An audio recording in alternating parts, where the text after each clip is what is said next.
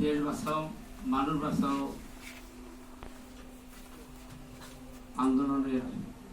আন্দোলন কর্তৃক আয়োজিত আজকে বাংলাদেশ ভারতের সম্পর্ক যাবে কোন দিকে শীর্ষক গোলটেবিল বৈঠকে আমার প্রিয় রাজপথের অকুতভয় সংগ্রামী সৈনিক, দেশ বাঁচাও মানুষ বাঁচাও আন্দোলনের সংগ্রামী সভাপতি জনাব রিপন, মঞ্চভূমিষ্ঠ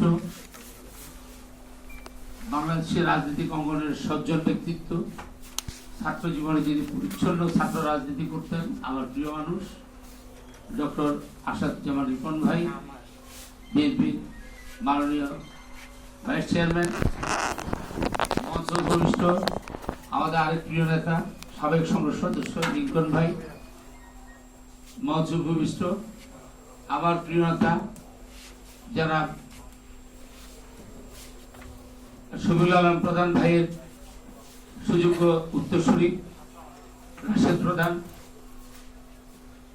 মহানগর দক্ষিণের সংগ্রামী নেত্রী আরিফা রুমার, আমাদের ইব্রাহিম ভাই, খোকন ভাই সহ অন্যান্য নেতৃবৃন্দ, উপস্থিত সুধীমণ্ডলী এবং প্রিয় সাংবাদিক বন্ধুগণ, আসসালামু আলাইকুম ওয়া রাহমাতুল্লাহ। আসলে আজকের এই সাবজেক্টটা অত্যন্ত গুরুত্বপূর্ণ। আমি আপনাদের প্রথম থেকে বক্তব্যগুলো খুব শুনছিলাম। আপনারা সবাই খুব রাজনৈতিক সচেতন, রাজনৈতিকভাবে আপনাদের বক্তব্যগুলো খুব সুন্দরভাবে আপনারা উপস্থাপন করছেন, কিন্তু আসলে আজকে সাবজেক্টটা কিন্তু রাজনৈতিক বক্তব্য না, সাবজেক্টটা অনেক গভীরের বক্তব্য। বাংলাদেশ এবং ভারতের সম্পর্কের প্রশ্ন, এই সম্পর্কের প্রশ্ন জানতে হলে আপনাকে বাংলাদেশ কোত্থেকে আসলো আর ভারত কিভাবে এই বাংলাদেশকে দেখছে, এটাকে আগে আপনাদের চোখের সামনে আনতে হবে। 47 সালে দেশ বিভাগের আগে আমার বাবা খিদিরপুর ক্যান্টনমেন্টে ছিলেন, কলকাতা। উনি লাস্ট ট্রেনে করে পাকিস্তান গেছেন। ট্রেনে ওনারা কয়েকজন ছাড়া কেউ জীবিত ছিলেন না। সবাইকে কচু গাছ যেভাবে কাটে এভাবে কেটে মানুষের রক্ত স্নাত এবং অর্ধ বিখণ্ডিত লাশের ট্রেনটা শিয়ালদা থেকে পাকিস্তান গিয়ে পৌঁছল।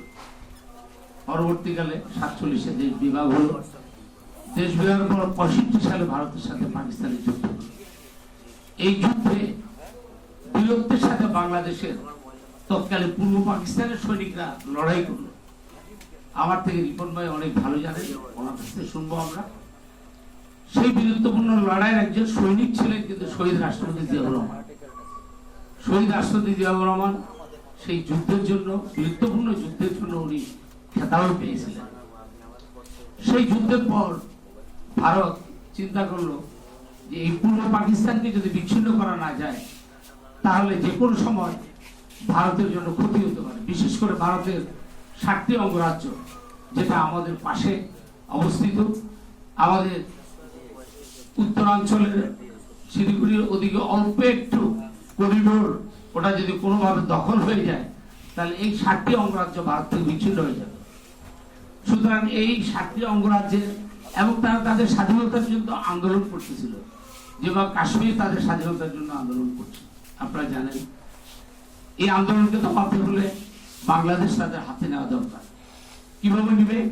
সেই জন্য তারা আওয়ামী লীগের ঘাড়ে চাপলো এবং শেখ মুজিবকে তারা তাদের এজেন্ট হিসেবে বেছে দিল। আপনারা জানেন আগরতলা ষড়যন্ত্র মামলা এখন সবাই স্বীকার করছে এটা সত্যিকার একটা মামলা ছিল। পূর্ব পাকিস্তান এবং পশ্চিম পাকিস্তানকে বিভক্তি করার জন্য সেই ষড়যন্ত্রটা সঠিক ছিল। যাই হোক, 1971 যুদ্ধ হলো। মহান স্বাধীনতা যুদ্ধে আমরা কি দেখলাম? যুদ্ধের যিনি মহানায়ক ছিলেন, যুদ্ধের যিনি ঘোষণা দিলেন, রণাঙ্গনে যুদ্ধ করলেন, সেক্টর কমান্ডার ছিলেন শহীদ রাষ্ট্রপতি জিয়াউর রহমান, এবং সেই যুদ্ধের যিনি সর্বাধিনায়ক ছিলেন কর্নেল উসমানী।